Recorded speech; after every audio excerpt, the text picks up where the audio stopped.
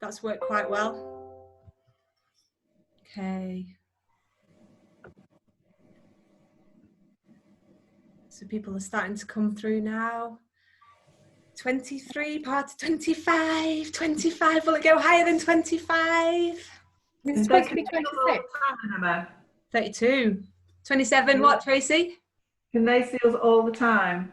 Yeah, be aware. You're on show now, that's it. No scratching your nose. No swearing, no, you can scratch your ear, that's fine, but not anything else. 29 people, so we've got, oh, Margaret said hello. Hi, Margaret. Hi.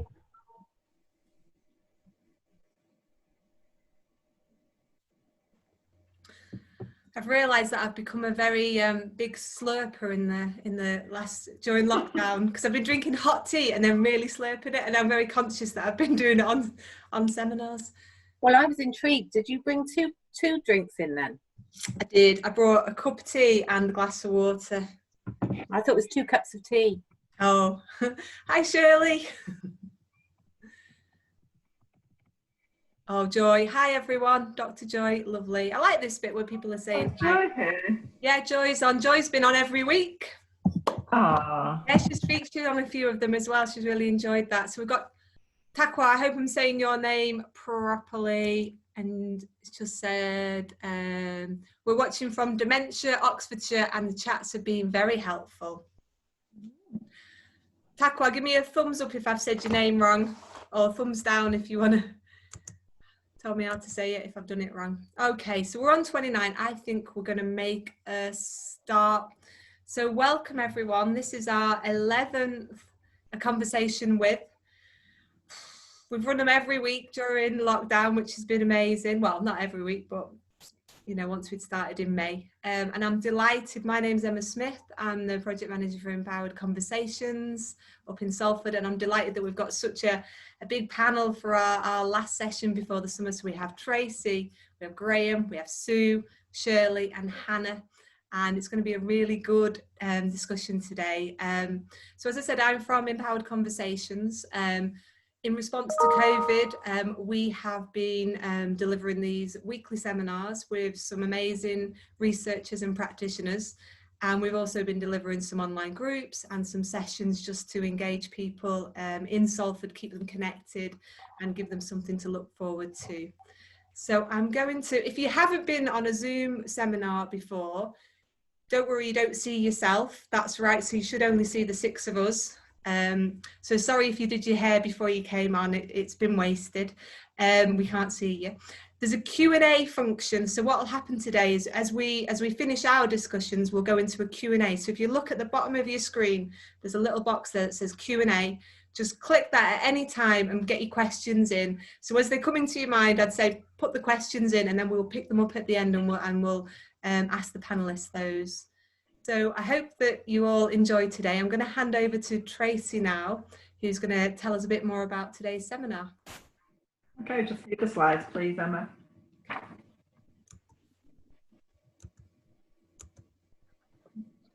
Slide, thank you. So, hello everybody. My name is Tracey Williamson, and I'm the Dementia Carers Count Professor of Family Care. And I'm delighted to be able to introduce you in a moment to 3 speakers who are going to tell you all about the amazing work they've been doing around support services routinely and during the pandemic for families living with dementia. So along with my colleague Shirley Evans, who's also a panel member today, and we're based at the Association for Dementia Studies at the University of Worcester, and we've discussed with colleagues about how we've noticed a surge in online and distance provision and support during the pandemic. So we thought that having a seminar on this topic would be of interest to you. So I hope you agree with us that that's the case.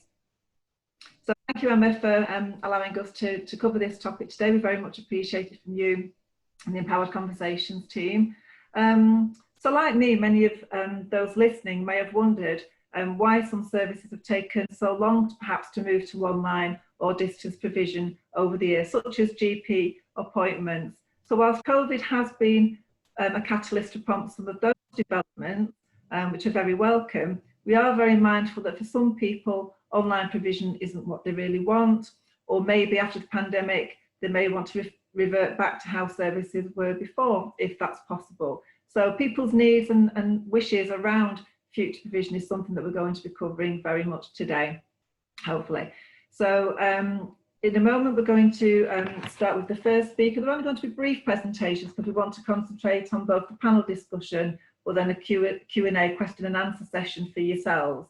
But the first speaker is going to be Galloway from Kirrie Connections Meeting Centre, which will be followed by Hines from Dementia Carers Count and Hannah Sweeney from UK Salford. So I'm going to hand you over now to Graham for the first short presentation. Thank you, Graham. Thanks, Tracey. Get the next slide, Emma. So I'm Graham Galloway from the Kirrie Connections Meeting Centre in Kirrie in the northeast of Scotland. Sorry, is the slide coming up then? There we go. The meeting centre model is very much a social club and social care model of dementia care for people who are early to mid stage of dementia. It was first developed in the Netherlands under Professor Rosemary Droes at the VU University in Amsterdam. And I think there's now over 160 of these centres right the way across the Netherlands. It's very much based on a community-led approach to dementia support, and it's a weekly club where people get together and share activities and a holistic approach that is very much based on the families and the carers being as involved in what happens in the centre. Now, this is obviously based in our community hub. Can we get the next slide, Emma? During lockdown, the previous model clearly wasn't possible because it was very much based on person-to-person contact. So we moved very quickly to a completely, well, not completely online, because there were other aspects to it, service. We initially carried out an audit of our members to find out which ones had existing technology and were comfortable in using it. We secured some funding for people that didn't have technology. And this has kind of been very much an ongoing learning process about what tech is out there and what works for different people. We have been using a lot of Zoom, as I think everybody has, but also phone calls and also hard copies of newsletters and activity packs that we send out every week. We have been doing a kind of variety of different things, much of which really reflects what the previous scheduled activities would have been like under the meeting centre. So we run a carer support group every Monday. Our community choir still runs once a week, and our arts and crafts group still run. So there's a real mirror of what we were doing previously, but also a huge expansion in that a lot of the work now is kind of one-to-one. I think I've run over my 2 minutes there, so I will pass over to Sue now. Thank you, Graham, and I'll try and stick to my 2 minutes as well. So I'm Sue Hines. I'm from Dementia Carers Count, which is a national charity that supports family carers of people with dementia. And our primary service has always been face-to-face in-depth courses, both 3-day and 1-day courses. So obviously with the onset of the lockdown, all of those courses got cancelled, and we had to really quickly start to redeploy our services in a way that could still connect with carers and provide some information and support to carers around their knowledge of dementia, but also their own resilience and their own well-being, because that's one of the primary aims of our courses. So we've got a team of allied health professionals, a carers advisory panel, but also our alumni of people who've been on our courses since 2017. And between us, we started to develop a suite of new evidence-based services, and that's included support calls to people who had courses postponed, to people who'd been on courses before, but also starting to do some really bespoke pieces of live online teaching with some organisations.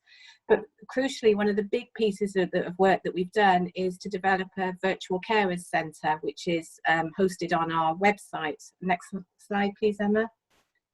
And what the Virtual Carers Centre is we've kind of tried to create some rooms that focus on different topics for people. And the topics have really been driven from our support calls and the information that we've had from carers about what needs they've had.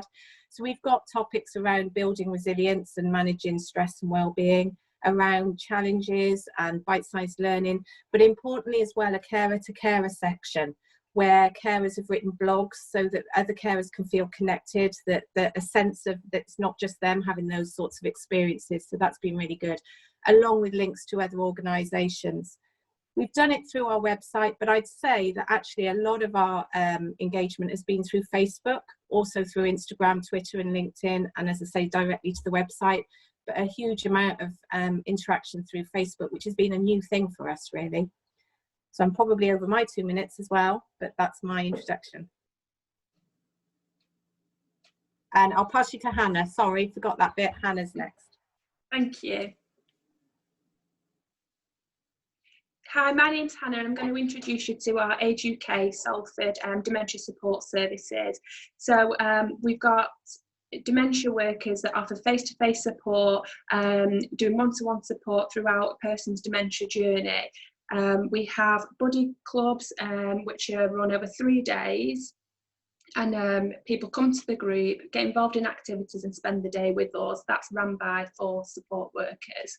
We have a drop-in dementia cafe every other Tuesday, and this is an opportunity for both the person living with dementia and the carer to come and take part in some activities with us. If I can just have the next slide, please, Emma.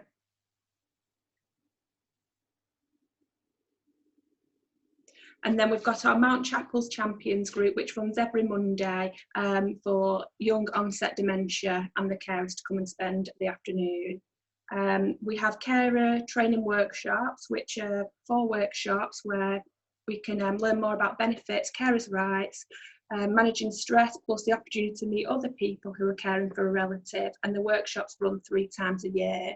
We've got friendship groups, and we're also involved in a Mr. Alzheimer's project, which is educating children throughout the schools in Salford on the effects of dementia. So during the lockdown, we have had to change the way we run. Our referrals have increased significantly. We've got a lot more busier. We've been doing welfare calls, and since the end of March, we've had over 2,400 phone calls where we've supported our people living with dementia and the carers as well. We've swapped our activities to Zoom classes now. And also we're involved in the Dementia United Care Plan and Care Pathway. So I think I'm close to my 2 minutes, sorry. Over to you, Emma. Okay, thanks everyone. Oh, you were all very careful with your 2 minutes. Don't say sorry to me. No, many thanks. So, wow, that was amazing. And you know what, the level of creativity that you've all sort of shown in your response to COVID, it really does knock my socks off. And I know that a lot of this stuff, you know, as well as asking carers and people with dementia to do something different, we're doing something different, and that's hard. And you know, we're putting ourselves out there in ways that we've never considered before. I was at a disco yesterday. I've never considered dancing in the kitchen at a disco with care homes and people with dementia and carers. So it's stuff that are a little bit out of our comfort zone. Okay, so if I can ask everyone to unmute, we're going to go into a panel discussion. So this is a new format for us, so it's very exciting. So I'm really interested to kick off. So if you want to come in first, put your hand up. I'm interested to know about the online approach and whether that's been solely due to the pandemic lockdown, or if you were already doing a little bit before. I can. I'll go Hannah, then Sue. Sorry, yeah, we've had to change because of the lockdown. So previously it was all face to face, our groups and activities. So really quickly we had to change and go online with Zoom sessions. So you had to learn how to use Zoom, and I know Hannah, you're delivering these sessions as well, aren't you? So I'm not sure, Sue and Graham, do you deliver as well, or do you sort of look after people who? Yeah, okay, brilliant. So everyone's delivering, which is great. Thanks. So we had to help support our service users as well, for them to get online, because it was the first thing for them. So we had to learn it really quickly and pass it on to them. And there's a joy of supporting someone on the phone for about 45 minutes, maybe an hour, maybe 2 hours to get onto a Zoom, but then getting them on and it feels brilliant. And It's brilliant, yeah. Thank you. What about you, Sue? Well, I think we're fairly new and we were always focused on face-to-face. We weren't doing online, and we had in our minds that in about 2 years' time, when we get to our centre, we'd start doing more online stuff. So it was always there for us, but it just expedited it. And like Hannah said, even though we had it in our vision, we had no experience of doing it. And it was an immense amount of learning, an immense amount of bravery, I would say, from all of us as practitioners to develop some of the stuff that we have done. And a lot of laughs, actually, as well. Thanks, Sue. Graham, and then Shirley. The bulk of what we've done has been completely new. I mean, it's very much been completely rebuilding the service overnight, effectively. But we have done little bits and pieces in the past. We previously did a pilot with our local health and social care partnership, where we did a weekly seated exercise session that was a live join up with a local healthcare centre. So that was something that actually was really, really popular with a lot of our members. Much the same as Sue was saying, it has been something we've been considering for a while. We are a very rural area. Some people have like an 80-mile round trip to come and visit us. So it's something that absolutely we've been considering, and I think really now we've seen the true potential of it over the past few months. Thanks, Graham. Shirley? Yeah, in my role with Williamson Meeting Centre, we hadn't really done very much remote support at all. And we were really quite keen to get cracking with using Zoom, which we did slowly over the first few weeks. But from that experience, with myself and a colleague then opened up an online meeting point across Herefordshire. And so it gave us that sort of confidence to do something a bit broader. And now we were talking today, that meets once a week. Now we're setting up a carers group as well. So it's just sort of snowballed. It's very exciting. And how also, Tracey? Sorry, I've just an overarching comment just to say that all too often innovation and creativity is there within people waiting to burst out, but things get in the way, like resources and funding commonly, scrabbling around for a little bit of money here and there and so on, and then sustaining creative innovations. But I think there's no bigger motivator than urgency, and that's what's been very clear, that urgency and that risk of what if we don't do it, what will happen to people, has been a huge motivator. So some good's come out of that for sure. Definitely. I think there's something in there, isn't there, about capturing that learning and sharing that learning, because I know certainly what we've seen in Salford, like Age UK and ourselves, we've been out there doing quite a lot, as of you guys, but then you're looking for other areas and they're just starting up a carers group in August, and you think, we've got some learning here, let's give you that learning, because it seems crazy that they're now going to be on the same journey that we were 3 months ago. So how did you decide what was going to be part of your programme? How did you decide what was going to, feature in that online offer? I don't mind. Okay, Graham, then Sue. Well, for us, it's very much the same way that when we were working normally, we would do things in it, which is always based around a person-centered approach. So it's going out and asking the members, what do you want to do? So there's not really any individual or couple that we're working with where we're working with them precisely the same way. We've kind of come up with a suite of different ways we can work with people, and each person is slightly different. As far as the actual activities go, again, a lot of it is mirroring, as I was saying earlier, like the singing group we've continued. But the interesting thing is the new things that have evolved. So we started a newsletter very early on, initially, that was just produced by my staff. And as the weeks have gone on, we're now actually sending out 4 newsletters a week. One, a song sheet for the choir. We've got an arts and crafts one. We have a farming memories one for a farming group that we run. And we have the general newsletter. And the general newsletter has grown from being a couple of pages written by myself and the team into one where we now have carers doing recipes. We have gardening columns. We have members producing bits of art that are going into it. And it's very much now becoming this really amazing thing that's being created by everybody. It's just been fantastic to see, really. Sounds amazing, Graham. So, like, to get 4 out a week, flipping out, that's good going.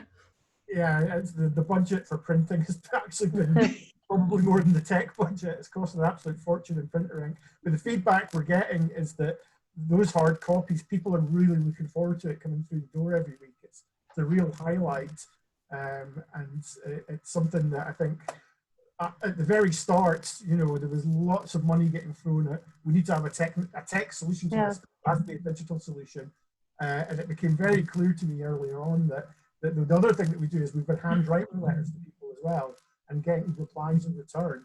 And I think those kind of just old-fashioned ways have been probably some of the most successful ways that we've been staying in contact with people. And there's nothing nicer than getting something through the post, you know, like it becomes a bit of a thing, doesn't it? Certainly when you're in the house all day, like the postie come in, you're getting something, it's exciting. And I suppose that's what it's about, just giving people those like moments of excitement, of joy, of escapes that just help with them with the day-to-day. Sue, you wanted to come in with a comment on that. Yeah, it was around the how we got started, what we decided we were going to put up first. And to be honest, I think 23rd, 24th of March, it was the creativity, as Tracey said, of the people in the team that just, well, I could do this. There was no method in it. It was what we could do.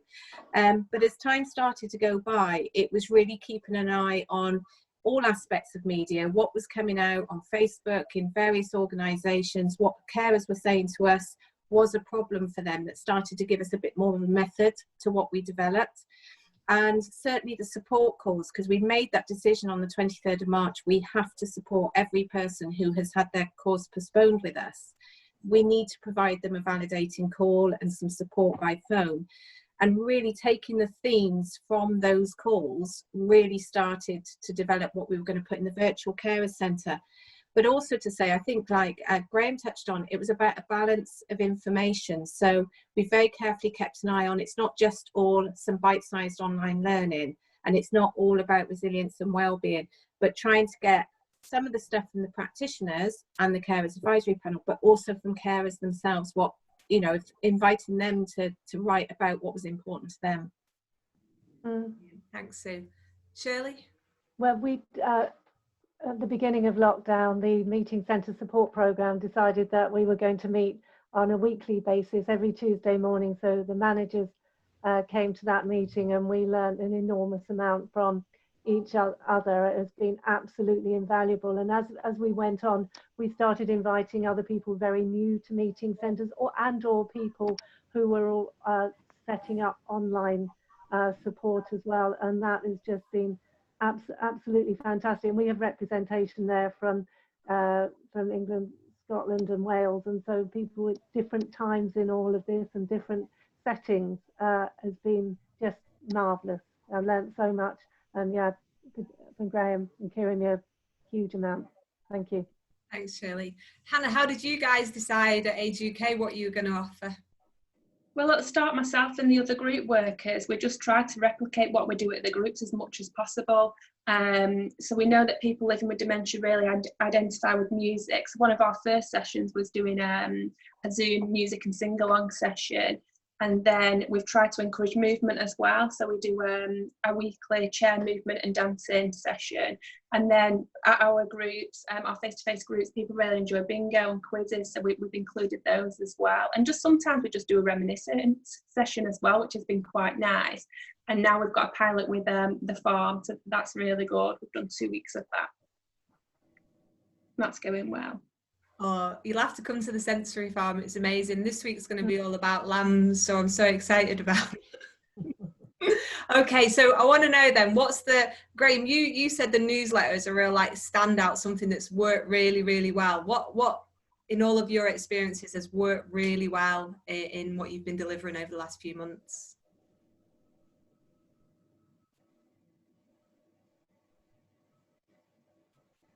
I'll tell you what's been working well over here, just while you have a little bit of a think, is an online drawing class.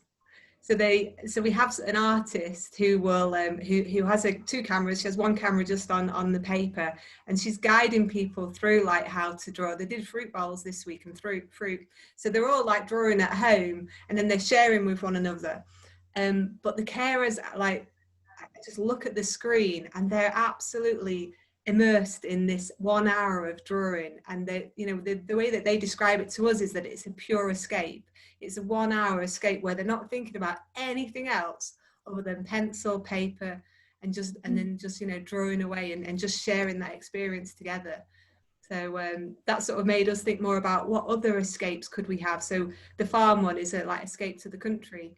And weirdly, even though you're looking at it on a screen, you do feel like you've been to this little sensory farm up in Lancashire. It's crazy. You do feel like you've been there. So there you go. I've given you enough time to think of some ideas. Shirley? I think that there's given the opportunity, particularly the online aspect, to foster some really good relationships, so people have that time to come together. I hear that from a lot of carers. They might see each other in passing at the meeting centre, and they might have a conversation, but this gives this sort of extra time as well. And I think you've got for some, that form of communication is very strong. And when you're online, you see into people's homes, you see a different aspect of people. And the first one we did at Leinster, because the two sort of facilitators, the people that run the meeting centre, they'd never done anything like this before. But we were sitting talking, and I said, "Oh, Dawn, what's that behind you on the wall?" And it was a sort of an Egyptian picture. And she said, "Oh, my husband, we've been to Egypt and we love Egyptian things. He's decorated the downstairs toilet out like Tutankhamun's tomb." And she said, "Come on, let's go and have a look." So off we went with it to look in her downstairs toilet, and lo and behold, it was like Tutankhamun's tomb. It's those sort of experiences that offers spontaneity. I think you're right. There's something different about the fact that we're all in our own homes. It changes the connection. The connection feels stronger than, you know, sort of coming from an office, or it feels very different. Yeah. So I'm looking for a standout, the thing that you've gone, oh my, I didn't think that was going to work, but flipping it, that was brilliant on your online. Maybe you know, everything's worked really well, and it's hard to pick one. I think for me it is that it's been hard to pick one. Sorry, I jumped in then.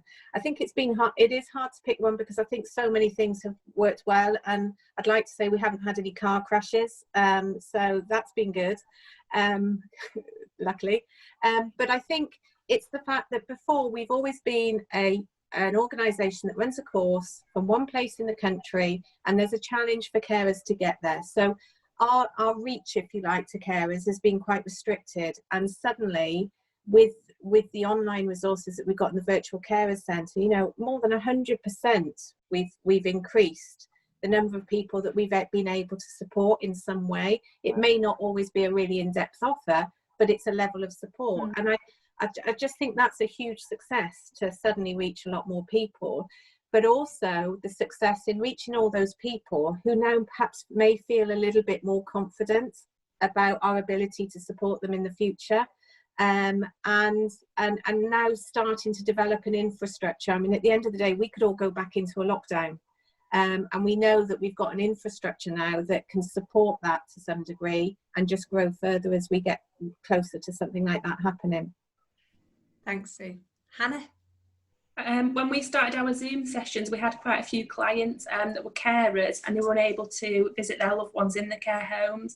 So I felt that it was quite nice that we could support them while they were isolating at home on their own, and they would join us, and we do 6 sessions a week on Zoom. So it was nice to keep in contact and support them.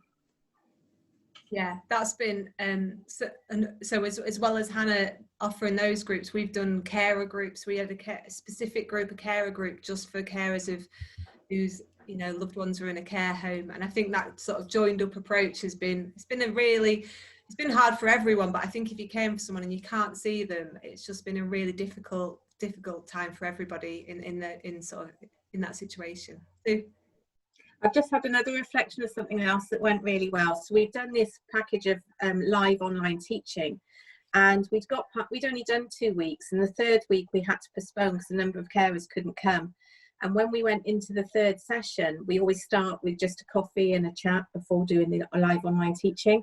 And one of the carers just turned around and said, I missed last week so much. She said, this has just become such a highlight of my week. And again, it's that ability to connect with other carers. And it happens so quickly. We'd only done 2 sessions, and she was just so excited to be back in the group again. Thanks. Great. I hope I haven't closed your answer down by saying your newsletter was the highlight of your delivery, but I'm sure. What else stands out for you? It's actually very similar to what Sue and what Shirley was saying. It's just the kind of opportunity that we've had to kind of build new relationships. So, as I mentioned at the start, the meeting centre model is very much based around working with both the person with dementia and the family carers. However, we can't force the family carers to get involved. So quite often they will just use the meeting centre as respite, and that's absolutely fine. However, during lockdown, we've seen that a lot of those carers that previously we would had quite a cursory relationship with actually get much, much more involved. And we've seen people coming along to our carer support group who previously wouldn't have done for various reasons. Another really interesting thing, I think, has been the way we've been engaging with new members. So people we still haven't actually physically met. And that's been, I think, really exciting, because a lot of them, again, have been people who we might not ordinarily have been working with for various different reasons. And again, that's the kind of real excitement about seeing when we continue using this technology, when things start getting a little bit back more to normal, about how the scope it will allow to continue doing things with people who it might have been a bit more difficult to get through the door of a building. Thanks, Graham. Shirley? Yeah, to build on what Graham's been saying now, in Herefordshire, we've got a group that would never have met before at all, and we're hoping to replicate that. We're hoping to have 5 of them, and we're quite a rural area, and we've been thinking for years, how can we do this? We could have sort of mini meeting centres in village halls, we could have a bus going round, we could have this, that and the other, and suddenly this comes along, and this group together is amazing, and you know, they've not met each other before, and spellbinding tales of, I don't know, fashion design and Ozzie Clark in the 60s and things like that, and you just feel it's joyous. Brilliant. And I think what we'll finish with some opportunities and where we're going in the future, but you've already sort of hinted at there's quite a lot of things that we're all doing that we'll continue to do that we would never have considered, but definitely we will be considering, and it will be part of who we are and what we go forward delivering.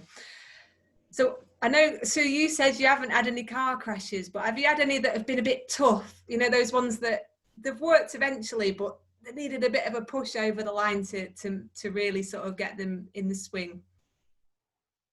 We've had a few of those. Yeah, I think it's about pitching the content at the right level, and we're only a small team, but believe me, a small team can spend a lot of time, you know, sort of ruminating over what the right level is. So sometimes as things have been taken more time than expected, but I think probably the biggest one for me was my own barriers. I think you were saying that seeing each other in their own living rooms is great. But again, going back to something Tracey said at the very start, is we're not used to working in this way of, look, just wing it and do something. It doesn't have to be perfect. So I was probably the one in the team going, oh, that's not quite right, that's not angled right, or whatever, and we don't have the equipment to do it. Can we really do it? But it doesn't have to be perfect. It really doesn't. And I think one of the barriers has been in my head, and our marketing and comms team have been brilliant at saying to me, Sue, imperfect is better than perfect in actual fact, because it's real, like you say, in the living rooms. So I think the barriers have probably been more internal than anything. Brilliant. Thank you for being so honest with your response on that one. Hannah, Graham, Shirley, anything that's not, so it has worked eventually, but it's taken a bit of time to get it working? It's just taken some time to get our clients set up on Zoom. Some of them were really good with technology, and some we just had to do a few one-to-one sessions and really trial it and keep persevering with it, really. But like you say, once they're there and they've logged on and then join us weekly, it's amazing. Thank you. Graham? Very, very similar to what Hannah was saying there. We've been doing everything we can to try and get technology out to people who don't have it, and it has proven incredibly challenging, trying to train people up who have absolutely no IT experience when you're having to do it over the phone and you can't see what they're seeing. And gosh, yes, many hours spent. Quite frustrating for everybody involved, but so far we've got there with everybody we've done it with, and people are now dialing into Zoom sessions themselves, and just the beams of joy on their faces when they are getting involved in things now makes all that agony over getting in there in the first place worthwhile. But yeah, there's the whole tech side of things going about for ages. I've actually just received just the other day a new device that we're quite excited about, and Shirley, I think, Shirley's been trying out lots of different things as well, so that's a whole other seminar, I think, talking about the tech side of things. Definitely. So Tracey, I think, wanted to make a comment, and I'll come to you, Shirley. Yeah, I think my comment was just about, we're hearing about how the service delivery has gone to plan and staff have been able to embrace it and so on, and volunteers. But we do need to get the perspectives of the people that are using the services more, because it may not have worked for everybody. So in particular, yes, we know people have embraced technology or managed technology well enough, but they may not have liked it and they may be particularly uncomfortable with that. We may not know about that stress, but also people may not be happy about sharing their homes with people and having their artifacts and furniture looked at, or even the clothes they're wearing and how they appear online, can be seen by lots of strangers depending on the nature of the service. So that I think we're probably looking at as well, so that we see how effective these things are from the user's perspective. Brilliant. Thanks, Tracey. Shirley? Yeah, I think one problem is across the meeting centres that something like, 35% of people don't have connectivity or devices, so that leaves a lot of people who are excluded from that. And I think, obviously moving forward, it's something that we need to think about. And yes, and I know I've spoken to Graham a lot about getting people online, and not least is that use of antiseptic wipes on the touch screen. Don't do it, but do it, if you see what I mean. It causes mayhem. I was sharing my colleagues Amanda and Rachel, who are watching this. They deliver Empowered Carers, which is a one-to-one coaching support for carers on Zoom. So I was saying, it's really hard getting people on Zoom, and they were like, yeah, Emma, welcome to our world. So working like this for the last 2 years and like having that battle of getting people on Zoom. Sorry, Sue, you wanted to say something? I just picked up on what Tracey said. I know certainly in one of our live online teaching with the IT issues, we had one carer hanging upside down for the whole of the session because she was just upside down on the screen.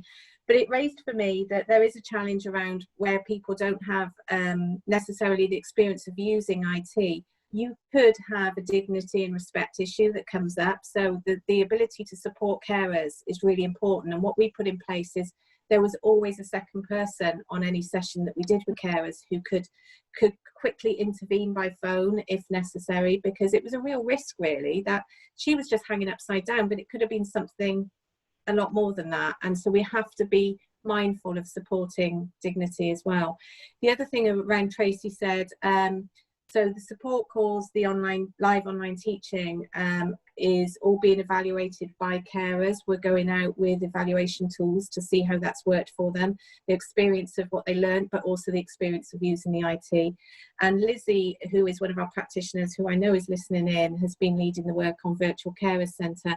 And she went out with a survey to all the carers and alumni who'd used our site. We sent it out as a closed site originally, the Virtual Carers Centre, before we went live, and have very much been using those evaluations from carers and also since being live to really inform what's working for them and what's not, because absolutely, Tracey, it's paramount that we understand what the experience of using that IT system is for them, as well as what's their experience of the topics that we cover.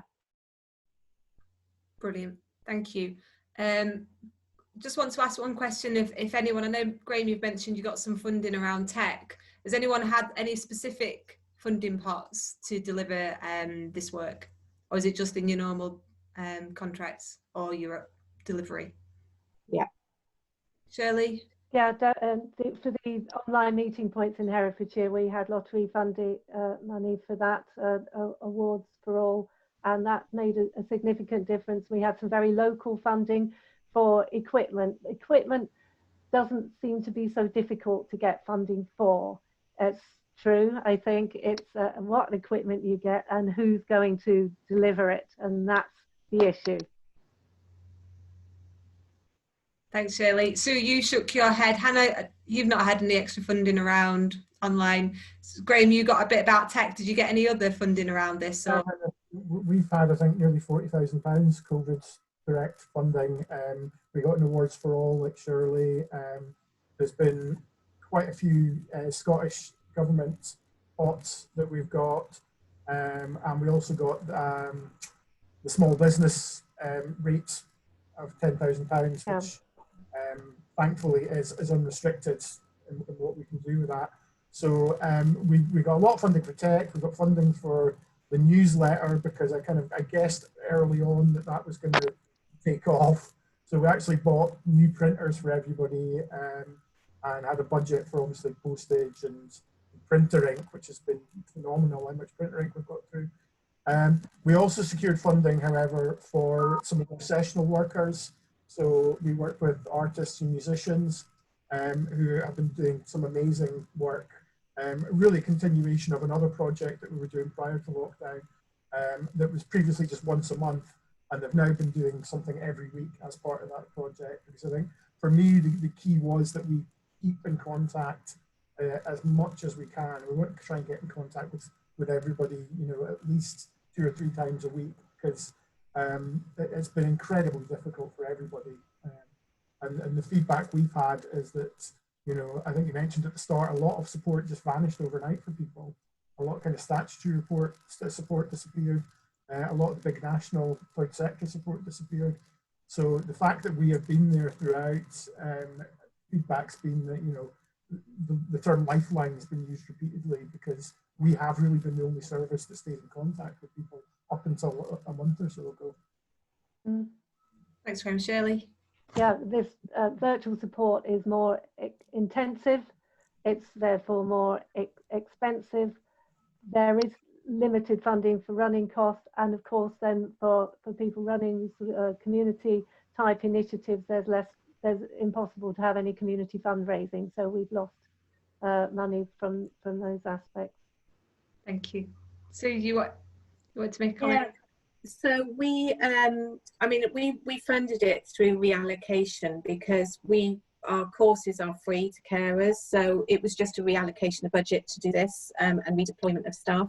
But the issue, it links into what Shirley just said, is that as much as it hasn't cost us extra to do this in replacement of the courses, it means that, I mean, we are reliant on donations, and so that donation revenue isn't as available because we're not out there doing the courses. So it's a reallocation of funds, but then we're not getting the back support for that, really. Thank you. I know Tracey and Shirley, we touched a little bit on evaluation, and I suppose it wasn't at the front of all of our minds at the time. Then when we were saying, right, we've got to get something happening, we can't have people on their own, we need to give them some connections with engaging sessions and with one another. But has anyone done any sort of evaluation work that they want to share, or have you got plans to do some evaluation work? Shirley? Yep, as part of the Meeting Centre support programme, anybody who is recognised as a meeting centre, we collect data anyway, attendance data, health and wellbeing, for example. So we have continued to do that with the 4 demonstrator sites who have remained open. So we're collecting that attendance data. Obviously, that nature of that is completely different, and you're sort of logging the number of telephone calls, the types of Zoom session, what's being delivered, and that sort of attendance. We've been asking for health and wellbeing data as usual, but extra more frequently. And then we've been carrying out a series of focus groups and interviews with stakeholders as well, looking at aspects around opportunities, barriers, training needs and sustainability, those sort of issues. So that's ongoing. And I think when we started, I don't know, when we started all this, all we could see was lockdown, and then, as we'll come to that, opening up again. So this huge change that's coming through, and unforeseen challenges within that. So anyway, that's what we're collecting data on, and watch this space. Thanks, Shirley. Anybody else? Sue? So the evaluations I mentioned before, the very formal evaluations of some of the services that have gone before, plus the survey of what the Virtual Carers Centre was doing. The other piece of work Lizzie and Kat very much are doing on a weekly basis is using kind of the Google Analytics, if you like, the analytics of what people are looking at and what people are staying on, because there's so much information you can get as to actually what's the next things that we should deliver on, what is working for people, what are people staying on and interested in looking at. So there's the more long-term evaluation of some of those services, but there's that week-to-week evaluation that's informing what we put up next. Thanks, Sue. Anybody else want to make a comment, or do you want me to leave you with your? We've got one more topic, and then we're going to get into Q&A because we've already got some lined up there. So in a nutshell, then, as Graham's not even looking at me. What Graham is on his typewriter. In the chat, sorry. Oh, right. Are you letting him know about where you got your funding from for your tech? Good. I won't ask that question then. So obviously you've embraced online, and you've hinted that some of this will continue. So if you now like look forward, look to the future, what elements of this online will you keep, and what sort of face-to-face will you take back, if you know what I mean? So what will it look like? Okay, Graham, and then Sue. I think for us, we've probably been more successful in the one-to-one video chats than we have been in the big group ones. Whether it's, and I think a lot of it is down to just the stage that a lot of our members are at with their dementia. A lot of them have really struggled with the group sessions. However, the one-to-ones, a lot of them have found hugely beneficial. The carers, on the other hand, have almost across the board found the kind of video chat to be a really useful thing for them. I think getting back to what I was saying earlier about the rurality of where we are, the video option just gives us an extra tool to engage with people that we perhaps might have struggled to get through the door of the building otherwise. So I think that's certainly one of the options. The other one I'm thinking about is if somebody is perhaps too ill to come into the centre, it means we can still be doing something with them. We can still be working with them. We've got a huge interactive screen in our centre, which we were using with Zoom previously, and I'm now thinking how fantastic would it be if, you know, we could have people in the room, but also the people that couldn't be in the room can be interacting as well. So I think it's opened up lots of really interesting potential ideas, and just a way of engaging with people that we probably wouldn't have been able to otherwise. Thanks, Graham. Sue? I think we'll keep it all, to be honest. I think all of it will be kept, but the momentum of how we create it will slow down dramatically, because we are looking at a recovery programme where we're back to face-to-face courses from September onwards. And so we've got to be deploying staff onto those courses. We know they're invaluable. We know from the Worcester study of our courses that carers really valued being face-to-face and connecting with each other and spending time with each other. So we certainly don't want to lose that, but also all the aspects of the online virtual carer centre and online teaching has also been so beneficial to those who can't access it or want to learn in a different way, because everyone has different learning styles, don't they? So our challenge will be to keep everything we've got now, keep refining and developing it, but do it at a slower pace. And we have a number of associate practitioners with us. And again, Alex, I know, is on the call at the moment. What Alex may not know yet, but the work might start increasing a little bit because we're going to have to juggle the two things at the same time. Thanks, Alex. Shirley? Yeah, in Leominster, where we already have the face-to-face group, we will embrace some aspects, and we learned from Kirrie. So we've got a huge interactive TV screen, and we will be using that to bring people in who can't get into the centre, so they'll be dialing in and Zoom. For our new groups, we will be learning from all of this, all these different approaches, with obviously with the Zoom to reach people in rural Herefordshire, these perhaps five sort of online meeting points, and then we'll be expanding those to bring in, when we get the funding for that, fingers crossed, to bring in the newspaper approach, because that cannot be overestimated how important those newspapers are. I hear that in the research I've been carrying out, massively important. And so those other approaches, and also other things that we've learned from our groups, bags of surprise or something, bags of surprise somebody was doing up in Prestwick. So things that people actually receive in their hands are very valued, alongside the virtual online bit will be taken forward. Thank you, Shirley. Hannah, of the online stuff that you guys have been delivering, what could you see as would carry on for Age UK Salford? I think definitely our Zoom groups will continue once our face-to-face groups get back. Those who can't access it or do prefer just to stay online will definitely still offer that support online going forward. Yeah. And I don't know about you guys, but we've certainly had comments and feedback from people who have said they've never had it as good because they could never physically get out anywhere, and now suddenly they've got loads of online stuff, so they're connecting in ways that they've never connected. So actually, you know, COVID hasn't changed their lives because they weren't really leaving the home anyway, and now suddenly they've got all this extra. Right, we're getting into questions now. So I am going with,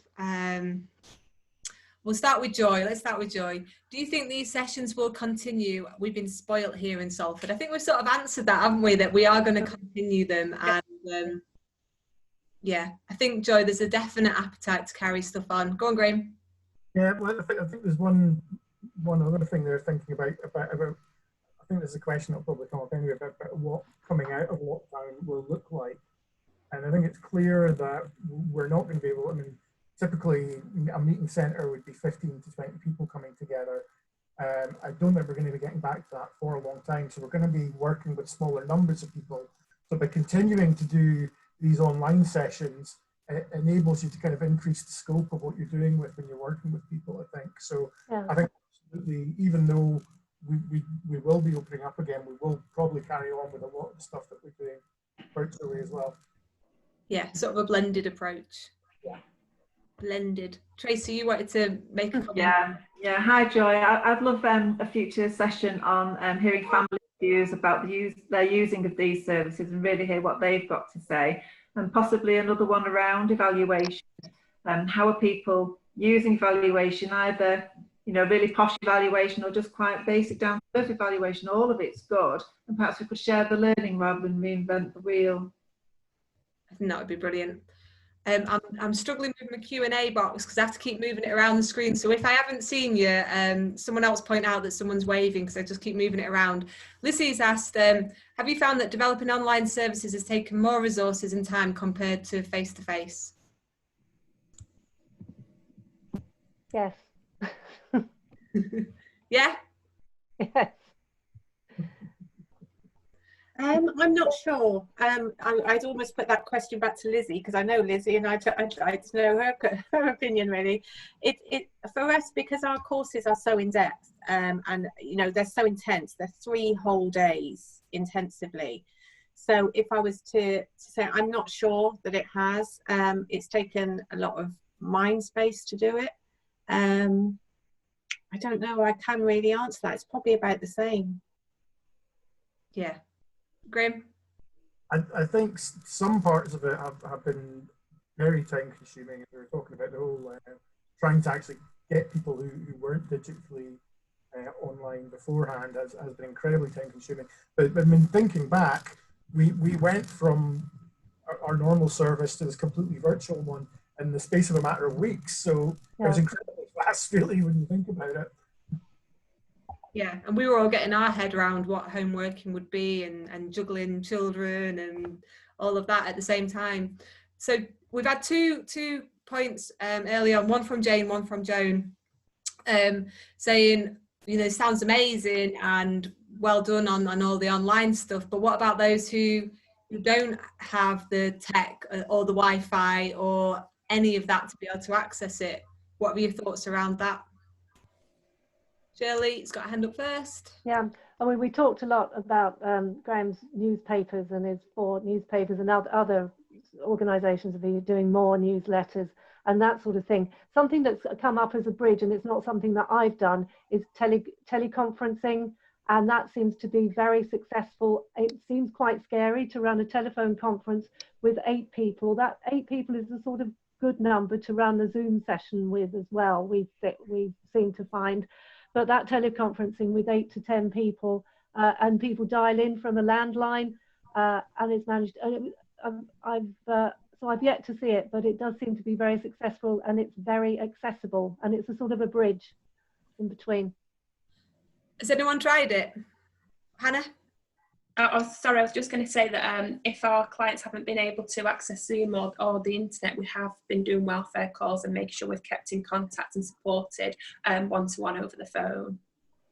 Yeah, and I think there's something about that, you know, if people are happy on the phone, then can we bring them together with other carers on the phone? I'm making a note. Yeah. Okay. Sorry, Shirley. Yeah, I haven't seen it, but I'm going to try it. The Workers' Educational Association, they run courses, 1-hour courses, dial in via Zoom, but on a landline. And I think that would be maybe be interesting anyway to see how that works. Definitely. Sue, did you want to come in on that one? Yeah, I mean, I think we've got quite a few people who haven't been able to access online and they've had support calls. And I don't think we can underestimate, what I found is you don't always have to provide information. Actually, the listening ear and the validating the emotions and giving the person the time to speak and chat about it. We use quite a lot of coaching methods as well in our support calls, and it gives a really good opportunity to explore some topics with carers without being too challenging on them developing or learning new information at that time, because learning new information over the phone is really quite tough. So just giving them the space to have a chat with some really carefully crafted questions that allows them to explore what they might do next or how they think things might be occurring for them has been really valuable for that group as well. I think the other thing is where we've worked with some small organisations, if they've worked really hard to support people to get online, and if for some reason someone hasn't been able to get online, they've ensured that the information gets out to them via post as well. Brilliant, thanks, Sue. And Graham, I think you had your hand up as well on that. Yeah. Well, it's just to say that we've been doing the kind of welfare calls as well to people that haven't been able to get online. We've obviously we talked earlier about the physical hard copies we're sending out, but we've also been doing everything we can to try and get people online who haven't been. So we've been sending out tablets that come with prepaid data SIM cards, so we don't need to worry about trying to get the internet into someone's house. We've been again chatting with Shirley about this a lot, about thinking about which devices you give people and how you set those devices up. Thinking about what apps you're going to put on it. We've also been looking at, there's a wide variety of other devices and interfaces out there, and the one that we've just received is a thing called the Comp, which is a Swedish device, which I think is about the most basic video calling thing you can get, and it's designed to look like a television. It has an on-off switch that's also the volume, and that's literally all there is to it. So we're going to be trying this out with some individuals who just wouldn't even manage to use the most basic tablet device. That we can stay in contact, and so that families can stay in contact. And this is kind of specifically, I think we're looking at individuals who are living on their own, who really have been some of the ones who've been, I think, the most impacted by lockdown. Thanks, Graham. Julie, Twaddle's asked, anyone who's delivering this, you know, if you're delivering online, any thoughts for charging people in the future for some of this online service?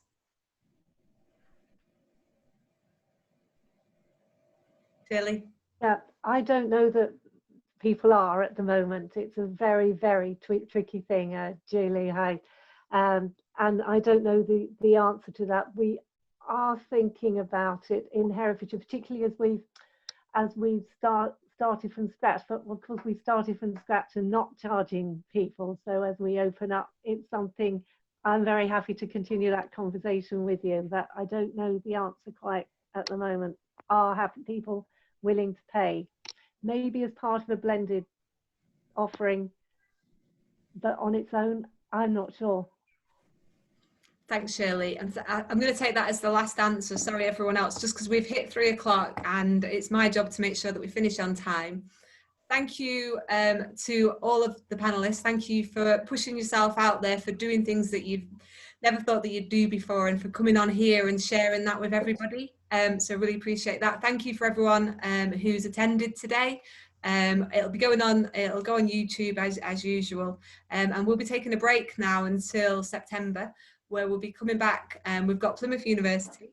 You'll be glad to know who will be coming on with a seminar, and we're also the University of Salford, who are doing a little bit of evaluation around how the impacts of COVID on people with dementia and carers and sort of coming out. So, but I take on board what you said, Tracey, about getting the voice of carers and people with dementia to come on and deliver a seminar. I think that'd be really good, and getting in around the evaluation as well. So thank you, everybody. Take care, and let's carry on the conversation. Shirley, I know you want to say something at the end, sorry. Okay, shall I say it now? Yeah. Okay. Well, Graham and I, and actually Julie that came on just now, we're involved in an initiative which is called Community Makers Online Toolkit and Network, and it's a project. It's an unfunded project. Actually involves the Association of Dementia Studies Meeting Centres, Imperial College, and Alzheimer's Society. And we'd be what we're doing is creating an online resource for people who want to set up online communities. So there'll be templates, and there'll be sort of comparison of technology and little, they're not called case studies, but that sort of thing, you know what I mean? People to contribute to that. And also we've got a network of people going on, and we're meeting in Slack. And we're looking at, we're just going to put in a bid for some funding for sustainability of the network, because we've got some really useful learning going on there. You can see it happening today, you know, we're sharing that sort of learning as we go forward. So if you're interested, can you contact me, and I think it'll come out with the slides, then we'll be able to send you my email address for people who want to get involved. It'd be great to have you on board. Thank you. Thanks, Shirley. Thanks, everyone. Tracey, thank you so much for pulling this together. We're getting loads of lovely comments from everyone saying thank you, that's been really useful. So 3 minutes past 3, oh no, it's the worst one yet for running over. I'm sorry, everyone. It's the biggest panel we've ever done. So thanks, everyone. Take care, and we'll see you in September. Cheers. Thank you.